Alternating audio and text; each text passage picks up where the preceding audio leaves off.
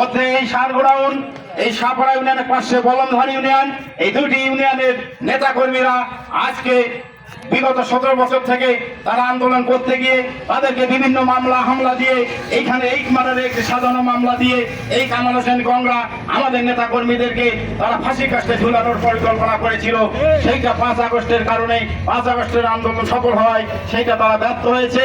আজকে যদি আমাদের এই নেতা কর্মীরা যদি এখান থেকে বঞ্চিত হয়, আমাদের নেতা কর্মীদেরকে যদি এইখানে যদি সুযোগ না দেওয়া হয়, বৈধ আইনগত সুযোগ না দেওয়া হয়, ওই কামাল হোসেনের সেই ফ্যাসিস্টের দোসর তারা ওই গাইবান্ধা থেকে তারা বিভিন্ন গান থেকে তারা লেবার নিয়ে এসে যদি বেআইনি ভাবে এখানে কোনো কার্যক্রম চালায়, আগামী 48 ঘন্টা পর যদি তারপরে যদি আপনি চালান এবং তাদেরকে দিয়ে দিয়ে চালান, তাহলে আমরা সেটা কোনোভাবে মেনে নেব না।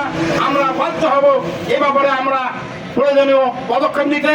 এবং এই জন্য যদি কোনো, আমি আবারও বলছি, এই জন্য যদি কোনো আইন শৃঙ্খলা অবনতি হয়, যদি সার সরবরাহে বিঘ্ন ঘটে, তার সকল দায় দায়িত্ব এই বাফার ইনচার্জ তাকেই নিতে হবে এবং দায় দায়িত্ব নিয়েই তাকে এখান থেকে বিদায় নিতে হবে। সংগ্রামী সাথী ও বন্ধুগণ, আমি আমার বক্তব্য দীর্ঘায়িত করব না। আমি শুধু পরিশেষে একটি কথাই বলতে চাই, আগামী দিনে বৃহত্তর আন্দোলনের জন্য আপনারা প্রস্তুতি গ্রহণ করুন।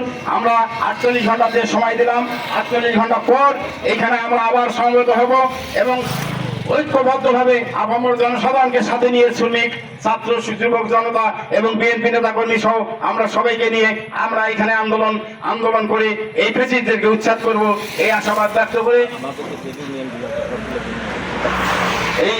ব্যক্ত করে আপনাদের সকলের সহায়তা কামনা করে।